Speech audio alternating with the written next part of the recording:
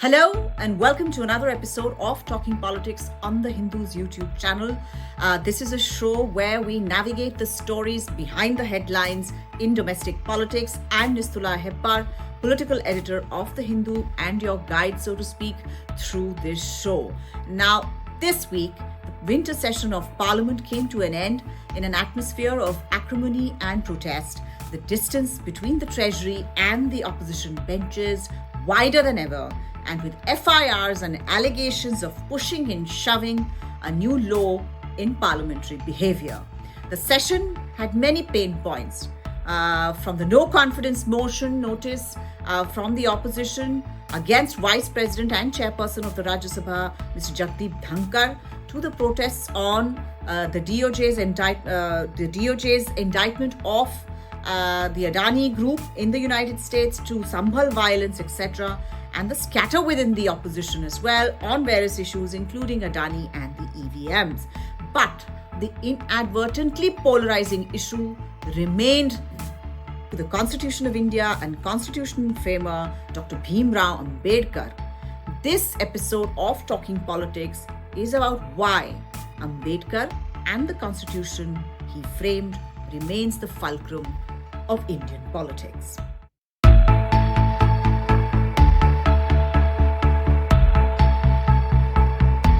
The winter session of Parliament was acrimonious to say the least, but when the two houses of Parliament converged to conduct a debate on the 75-year glorious journey of the Indian Constitution, it was felt that the conclusion of the session could be in debate rather than protest. Prime Minister Narendra Modi spoke in the Lok Sabha and accused the Congress of subverting the Constitution through the nature of the various amendments that it had brought into the document. His own government, he said, had brought in amendments like the removal of Article 370, which gave a special status to the then state of Jammu and Kashmir, and of course, the NDA government having removed it. And by removing it, he said, he had sought to unite the country, and it was for the integrity of the country that his own government had brought in several amendments to the Indian Constitution. The Congress responded by highlighting the incidents and events that saw communal overtones like what has happened in Sambhal, incidents in Manipur, etc., due to, they said, the policies of the current government and how this current government is actually going against the spirit of the Constitution. That was all very well.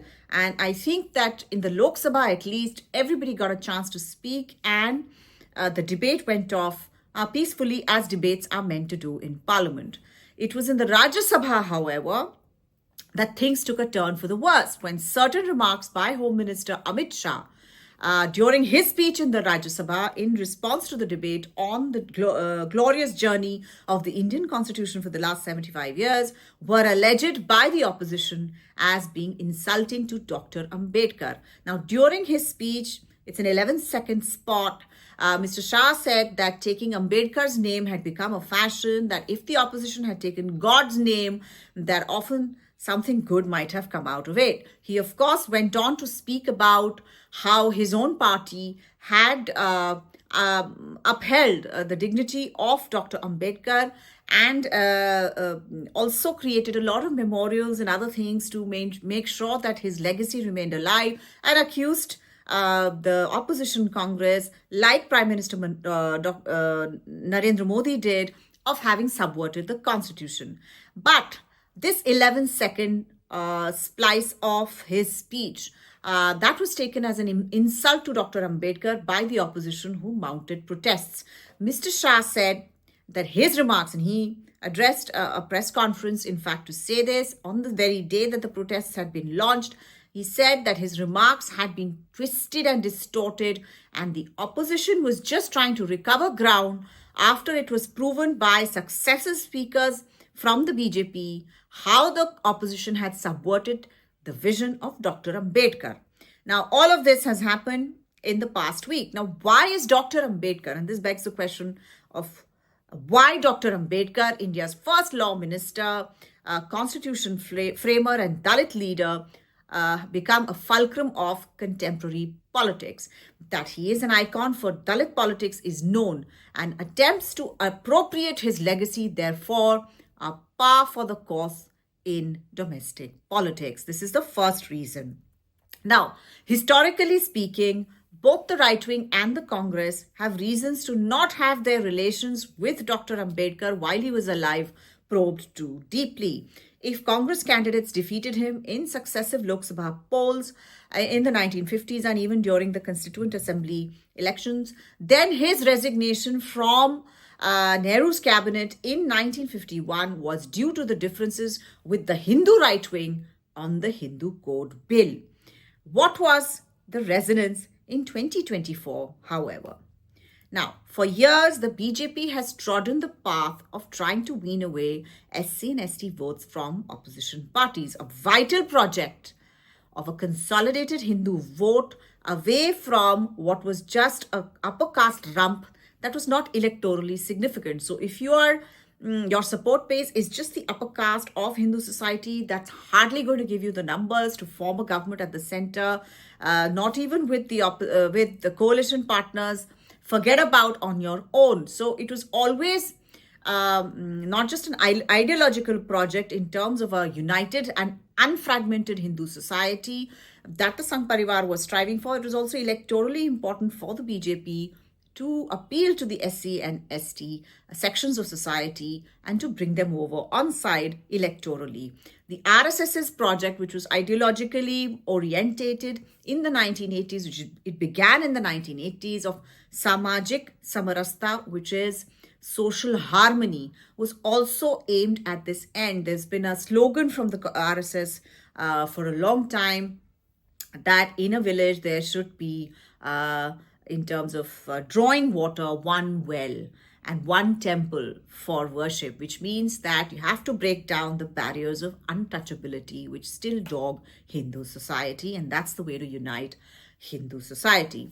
Now, after the ascent of Prime Minister Narendra Modi, BJP has had success in winning over significant chunks of the SC/ST votes, namely the non-Jatav Dalit votes, even away from Dalit parties like the Bahujan Samaj Party. This was seen in the massive victories that the BJP got in Uttar Pradesh in 2014, 2017 Assembly election, 2019 Lok Sabha polls, and the 2022 Assembly polls.